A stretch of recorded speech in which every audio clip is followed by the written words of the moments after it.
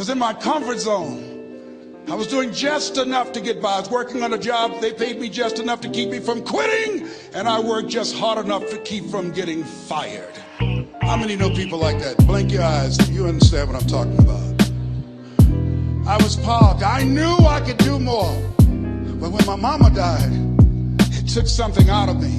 When I went through a divorce, it took something out of me. When my best friend died, it took something out of me.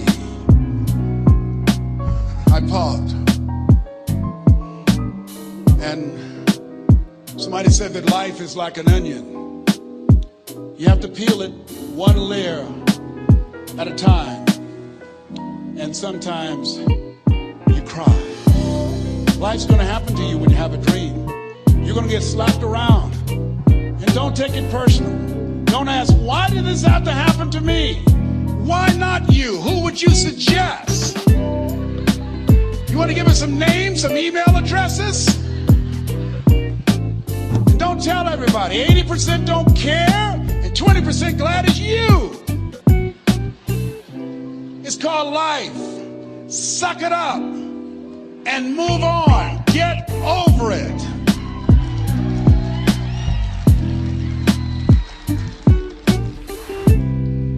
It happens to everybody. Here's the other thing: as you look at your goals and look at your dreams, when you're going through some stuff, repeat out to me, please. When things go wrong, don't go with them. Yes, write that down. When things go wrong, don't go with them. When you're working on a business deal, you're counting on some money. Someone said you will get the loan, and it falls through. You have an event, and the people that you thought would be there and support you, they don't come through. Or someone turns against you, or you get ripped off. It's going to happen to you. It happened to me. Someone stole all my products. My database, over 180,000 names and addresses. It's not personal. It's going to happen to everybody. It does. 8 out of 10 millionaires have been financially bankrupt. Walt Disney had 7. He filed bankruptcy 7 times and had 2 nervous breakdowns. It's called life. But I got a saying: when life knocks you down, try and land on your back, because if you can look up, you can get up. You've got the power in you to do that.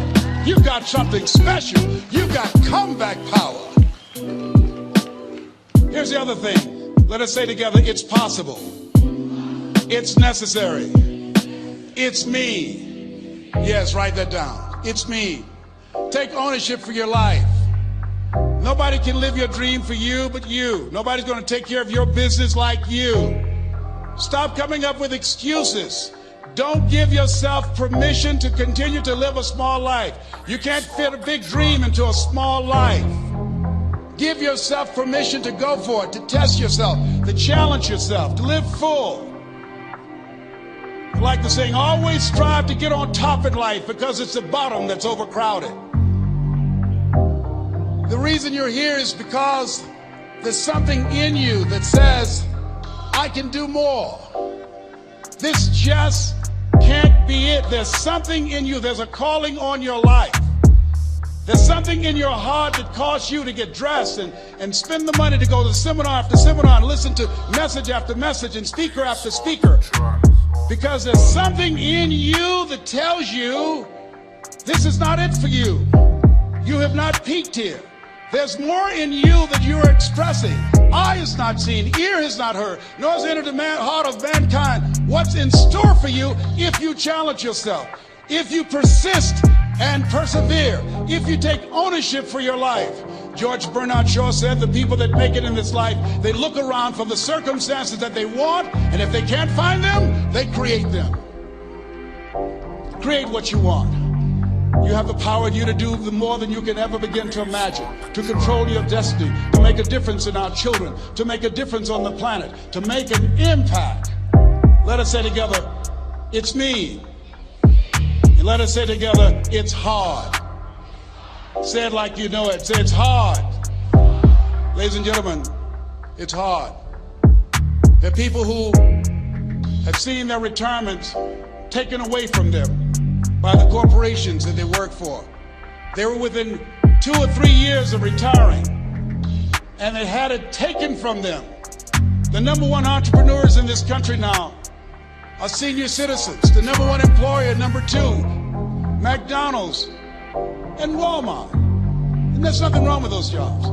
I guarantee you those people did not have a plan to end up living their lives at the end of life with those types of jobs. And they didn't have a plan like you have, and while you're investing in yourself, not to. And it's hard. There are people making choices between purchasing prescription drugs or paying for gas or a mortgage note. It's hard when you're working on a job for 20 years, 30 years, give them some good years, and then they come in and tell you, we've downsized. In other words, you're fired. And then you have to start all over again. How many of you know it's hard? Raise your hands, please. It's hard. And it's not fair. One of the things I like about T. Harv is he talks about work and investing in yourself. It's not fair when people are going up against that kind of stuff to tell them just think positive and be enthusiastic and everything will work out all right. Ain't that kind of party. It's hard. Life will put some knots on your head. I bought my first home for my mother. I was rushing, didn't know what I was doing, and I bought a home that had a lien against it. And they called me, Mr. Brown, yes, there's a lien against your property. We need $55,000 if you're going to stay there. Wait a minute, sir. I just bought this home. The guy told me there were no liens against it. I'm not the one that owe you the money. You should have checked that out, Mr. Brown. Come on. I called my attorney. We followed up. Yes, Les, there's a lien against the property. But he told me there were no liens. He lied, obviously. Oh, my God. He told me he wanted to help me because he admired the fact that I was buying this home for my mother and that he was adopted, and he identified with me. Les, he suckered you. He played you, man. So what? Well, would they take payment arrangements? What about $5,000 a month? They want all the money, Les. They want all the money, or you're going to have to get out. The house is going up for sheriff's sale. Do you have it? No, I don't have it. Can they give me some time? Tell them to give me 3 months, please. Give me 3 months. My mother's in her 70s, man. She has a bad heart. Don't do this to me. This is my dream. Don't do this, man. Please, let me talk to them. Les, I'm talking to their attorney. They don't want to talk to you. I've got to talk to their attorneys. Do you have the money? No. Will they give me 3 months? No. What about 2 months? No, Les. They want the money in 7 days. Oh, my God. Let me call you back. I'm not sure. And I walked the floors thinking, God, how could this happen to me? I got to figure this out, I got to figure this out. It seemed like the days are just ticking off. Thursday, I had to call them and let them know. They called me, Les, do you have the money? No, I don't. Friday, you have to leave. The sheriff will be there. You'd have to leave, Les. They're going to take my house. What about my down payment? You lost it, Les. You lost it. Okay. I got to go, yes. I prayed, Lord, please. If you show me that you're real, if you're really real, you think Paul worked for you, you haven't seen anything, don't let me lose this house and watch what I'll do for you. I was trying to cut a deal. Have you ever tried to cut a deal?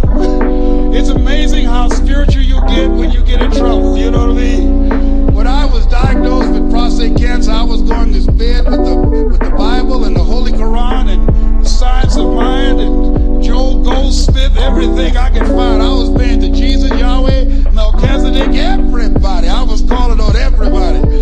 It's amazing. And there I was, walking the floor, 3 o'clock in the morning, and I had to go and wake my mother up.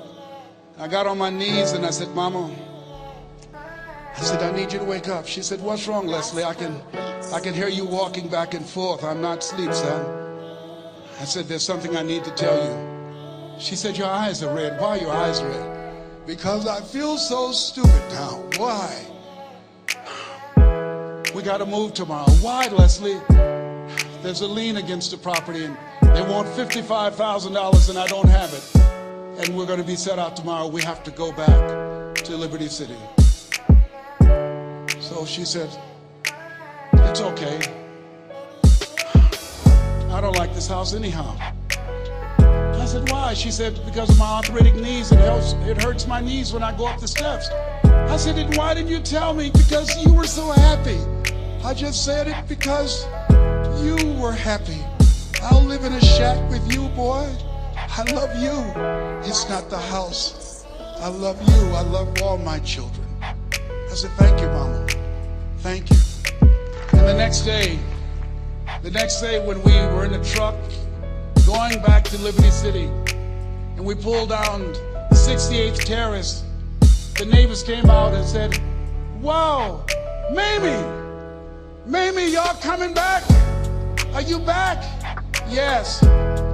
What happened to the home your boy bought for you? Those boys you adopted. Leslie didn't do a title search. He made a mistake. And boy, I was so humiliated. How many ever made a mistake that you were just humiliated? Raise your hands. I was devastated. I was taking the furniture off the truck, and my mother came and I was crying. And she said, boy, I said, yes, ma'am. She said, hold your head up. I said, Mama, I can't. She said, hold your head up. I said, why? Look what I've done. She said, it's okay. It's okay. You are going to make a lot of mistakes in life, young man. You're going to fail your way to success. You have nothing to be ashamed of. Keep your head up and take that furniture back in the house. I said, yes, ma'am. And I learned something from that. If you ever go through something, hold your head up. If you ever make a mistake, hold your head up. If you ever do something and everything goes wrong, life catch you on the blind side, hold your head up. It's not over. Goethe said, that which does not kill you will make you stronger. Hold your head up. Shake someone's hand on your right and left and say, hold your head up.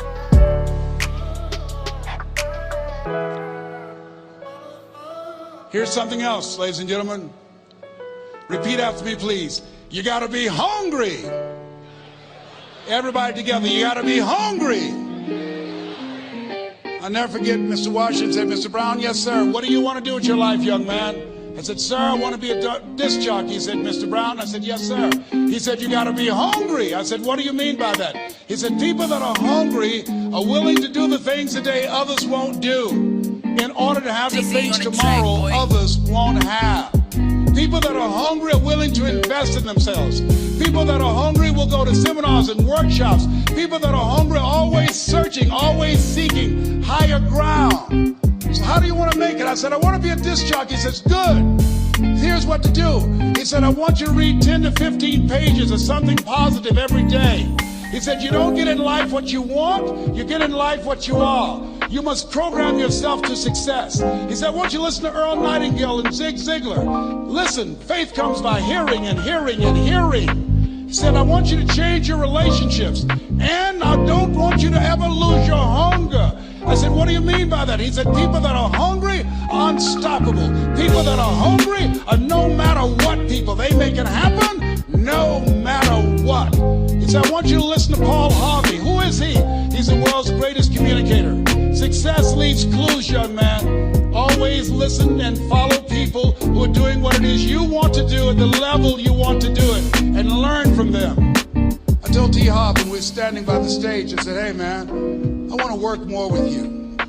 I want you to coach me. I want to learn from you. See, I found you're never too old to learn, and you're never too young to teach. Always have a thirst for learning. So I listened to Paul Harvey every day on the radio. While in school, I would go out and listen in his car. He gave me his keys. I was working to develop myself. And I continued to listen to motivational messages, and he would take me to see the late Dr. Norman Vincent Peale, who wrote the book, The Power of Positive Thinking. I toured with him before he passed. You You have something special. You have greatness within you. Don't allow your circumstances to determine who you are. Don't allow your negative thoughts to hold you back. You have something special. You can do more than you can ever begin to imagine. Dr. Peale was an incredible man. I admired him when he spoke. He gave me goosebumps. I can feel him in my heart. And I never forget, we were coming back to the school and Mr. Washington said, Mr. Brown, yes, sir. When Dr. Peale spoke, you didn't move. When he spoke, you were hanging on every word. When he spoke, we didn't have to tell you to sit down and be quiet. Why? He said, sir, I could feel him when he talked. I felt like he was talking to me, sir. He said, he was. I said, but he doesn't know me, but he was speaking to you. Did you feel him in your heart? I said, yes, sir. He said, most people feel him in their head. If you felt him in your heart, he said, listen to him, sir. Follow him, learn from him. And I would go to seminars and workshops. Anywhere I would find where Dr. Peale was, I would be in the audience. I would drive 200 and 300 miles just to hear him speak. And my dream and vision was to share the stage with him. I thought about it. What is your goal? What is your vision? I want you to hold it in mind. There's some power in that. Because when I became involved in speaking, I never forget, I got a call from Og Mandino, who wrote the book, The Greatest Salesman in the World. He said, Les, I'm stuck in Philadelphia. I need to be in Kankakee. Dr. Norman Vincent Peale's appearing. I can't make it. I heard you're in Chicago. I said, yes, I am. Can you go and open for me? I said, yes, man. Oh, my God. Dr. Peale, I said, yes, I'd love to do it. And I went there and I came. I said, hi, I'm Les Brown. He said, you're not the band of renown? I said, no, I'm Mrs. Mamie Brown's baby boy. I'm here to speak. He said, come backstage. And his wife, Martha, was there. And she said, Papa, Les Brown is here, the speaker. And he said, Les Brown, shoot for the moon. Because even if you miss your land among the stars, I said, sir, that's my quote. I wrote you when I was in the 11th grade. I was a part of a special education class project. That's my quote. He said, I know. I end all my speeches with that quote. And Dr. Peale had a great sense of humor. A young man was backstage and I had so many questions to ask him and my mind froze up, and the young guy said, Dr. Peale, how old are you?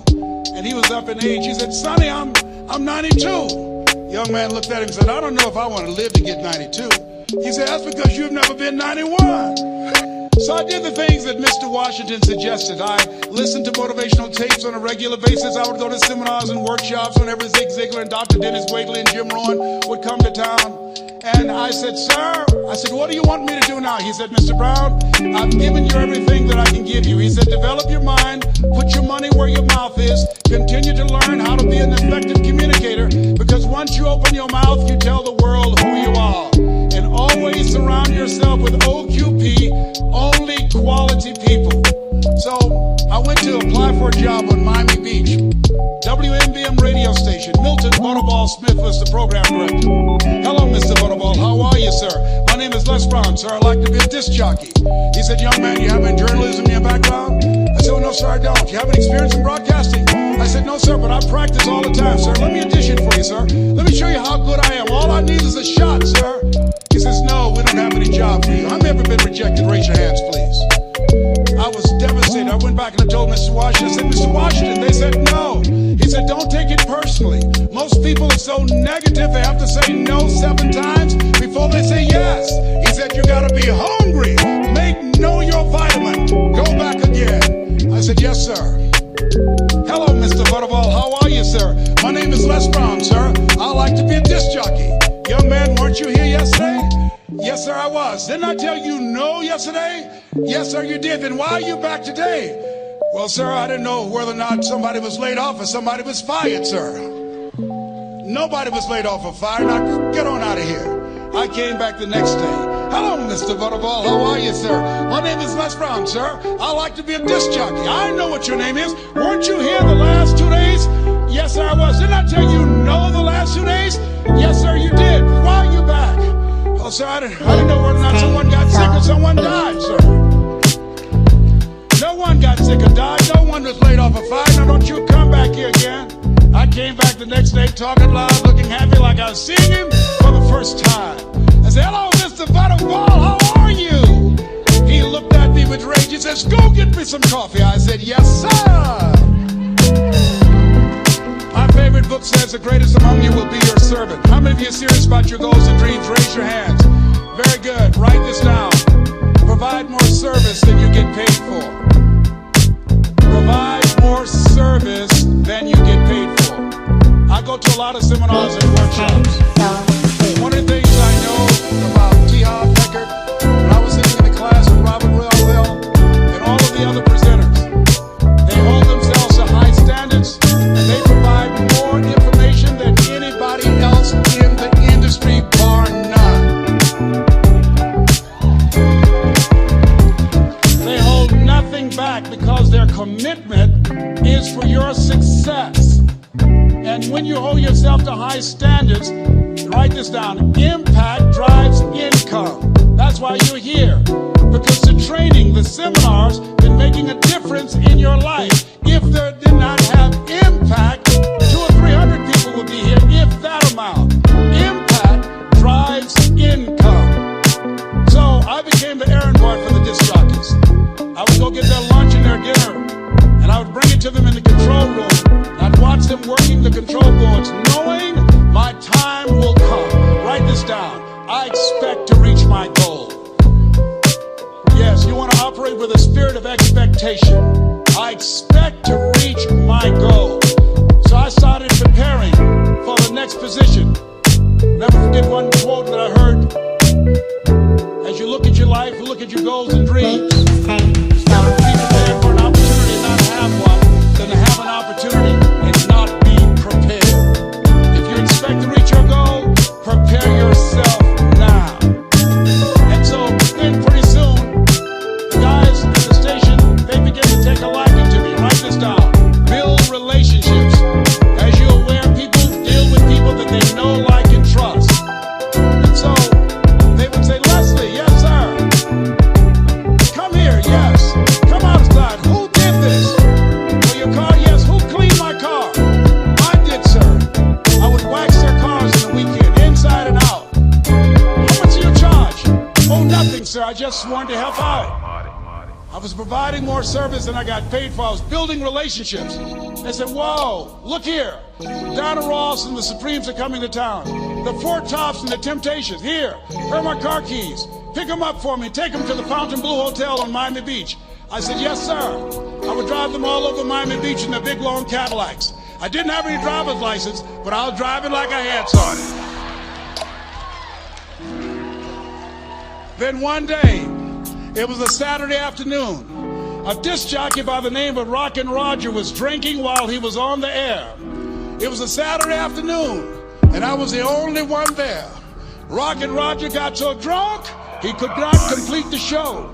He started slurring his words. He's about to fall off the chair. And there I was, looking at him through the control room window, walking back and forth, young, ready, and hungry. I was saying, drink, Rock, drink. Drink, Rock. I'd have gone and get him some more if he'd asked me to. Then pretty soon the phone rang. It was the general manager, and I answered the phone. I said, hello? He said, young boy, this is Mr. Klein. I said, I know. He said, Rock can't finish his program. I said, I know.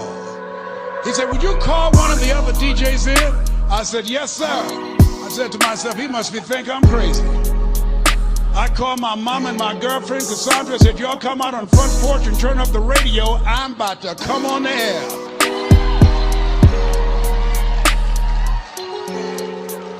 I waited for about 20 minutes, and I called him back. I said, Mr. Klein, I can't find nobody. He said, young boy, you know how to work the controls? I said, yes, sir. He said, go in there and segue the record, but don't say nothing here. I said, yes, sir.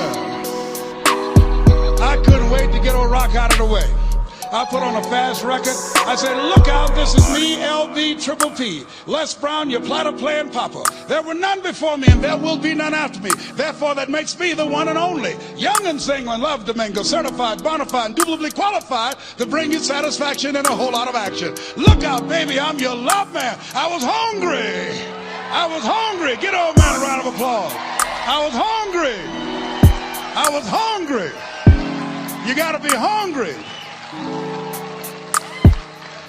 Shake someone's hand on your right and left all around you and say, you got to be hungry.